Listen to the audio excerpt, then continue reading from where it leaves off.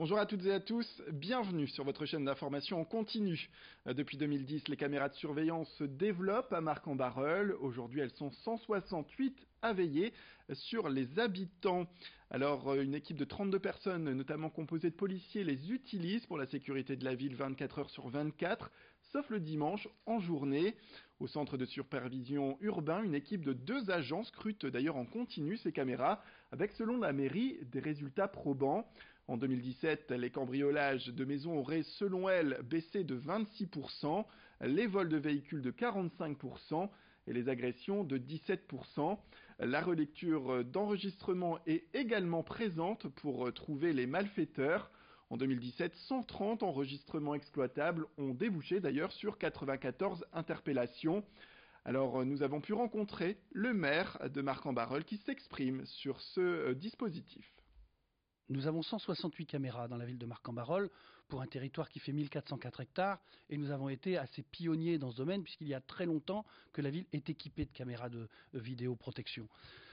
Donc c'est un outil extrêmement utile et efficace. La criminalité, la délinquance sur Marcq-en-Barœul a baissé de manière assez spectaculaire puisque le commissaire principal de la police nationale nous a informé encore récemment qu'il y avait une diminution assez spectaculaire des faits de délinquance sur la ville de Marcq-en-Barœul. Les vols de voitures ont baissé de 45%, les cambriolages ont baissé dans des proportions extrêmement importantes également. Je crois qu'il y a une moyenne de près de 24% de baisse de la délinquance sur Marcq-en-Barœul. C'est très efficace, mais c'est aussi parce qu'il y a un vrai travail de collaboration entre la police nationale et la police municipale.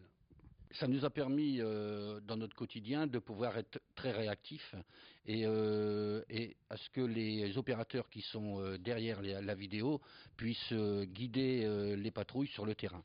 Puisque bien évidemment, dès qu'il se commet un fait ou un délit quelque part, l'auteur des faits reste pas sur place, prend la fuite, et c'est ce qui permet aujourd'hui à nos équipes de pouvoir faire des interpellations d'individus qui viennent de commettre un flagrant délit.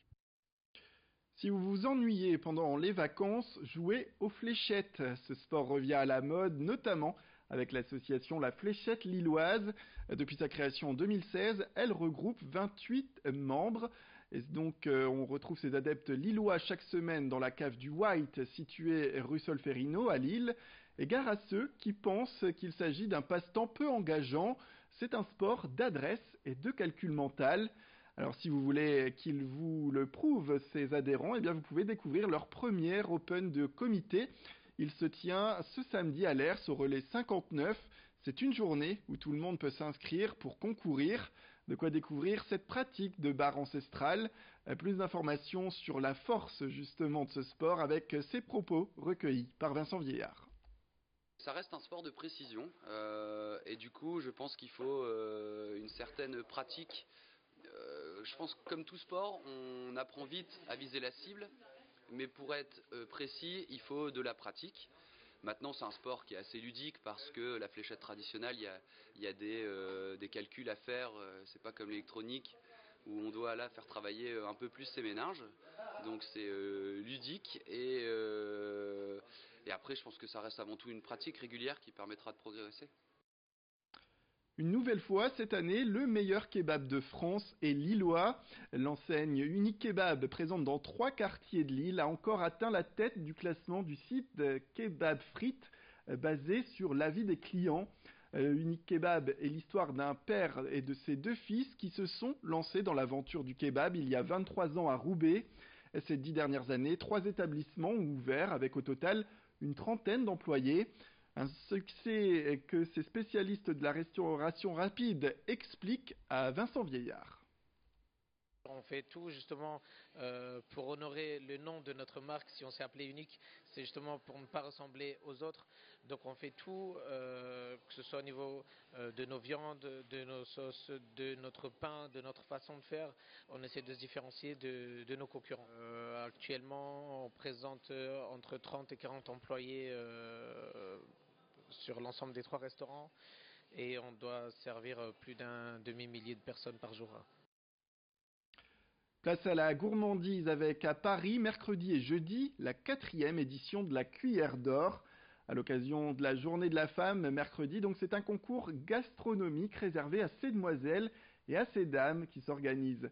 Parmi les candidats des Hauts-de-France, il y aura Marion Wicart, elle a 13 ans, elle est originaire de Terre de Guêmes et elle est candidate dans la catégorie 12-15 ans. Comme pour ses concurrents, eh bien, elle aura 2 heures pour confectionner une pâtisserie à base de chocolat et d'agrumes.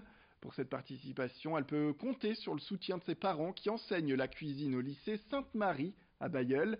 Une aide précieuse qui pourrait permettre à Marion de décrocher la première place pour son premier concours national de cuisine.